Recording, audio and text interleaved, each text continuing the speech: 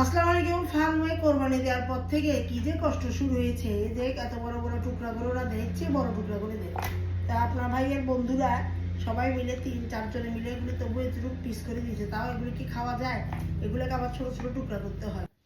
বড় বড় মাংসের টুকরাগুলোকে ছোট ছোট পিস করে নিয়েছি।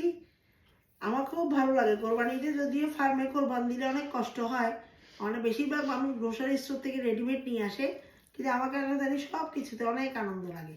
এই যে প্রথমে দিয়ে দিচ্ছি সরিষার তেল। সরিষার তেল দিবেন 1 কাপ।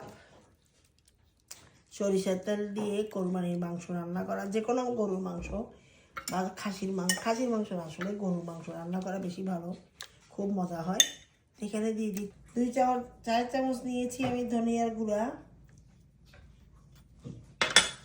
এখানে ধনিয়া আর জিরা মিক্স করে বাংলাদেশ থেকে এটা একদম ফ্রেশ পাঠিয়েছে, এগুলো দিয়ে দিচ্ছি 2 চামচ। আমি কিছু গোটা মশলা নিয়েছি। এখানে আছে জিরা, শাহি জিরা, লং, এলাচ, দারচিনি, গোলমরিচ আর একটা জয়ত্রী, কয়েকটা তেজপাতা। তেজপাতাগুলো ছাড়া বাকি মশলাগুলি সব একটু তেলে নিয়ে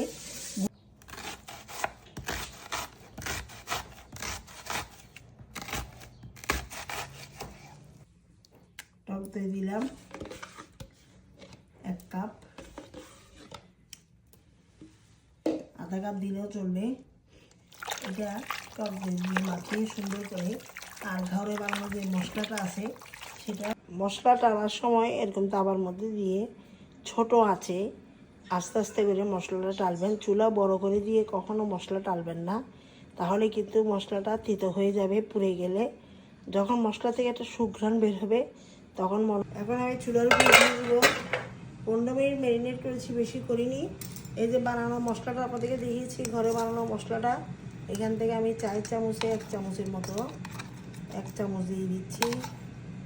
আমার কাছে ইনগ্রিডিয়েন্টস চামচ দিয়ে দিলাম। এরকম বড় আছে রেখে প্রথমে বলক না আসা পর্যন্ত এটাকে এখন আমি নেড়ে চেড়ে দিব, যাতে মশলাটা মাংসের মধ্যে ঢুকে যায়। এখন আর হাত দিয়ে রাখবো না। আপনারা চিন্তা করতে পারেন এখানে পানি থেকে গরুর মাংসটা আপনাদেরকে দেখাই। এই যে কালোটা দেখেন কত সুন্দর এসেছে। চুলা প্রথমে আমি বড় আঁচে রেখেছিলাম, 15 মিনিট পরে যখন বলক উঠেছে তখন আমি চুলাটা মিডিয়াম আঁচে রেখেছি। এখন দেখেছেন কত সুন্দর কালার এসেছে। ধনেপাতা পুদিনা পাতা দিয়ে রেডি হয়ে যাবে আমার মজাদার কোরবানির মাংস।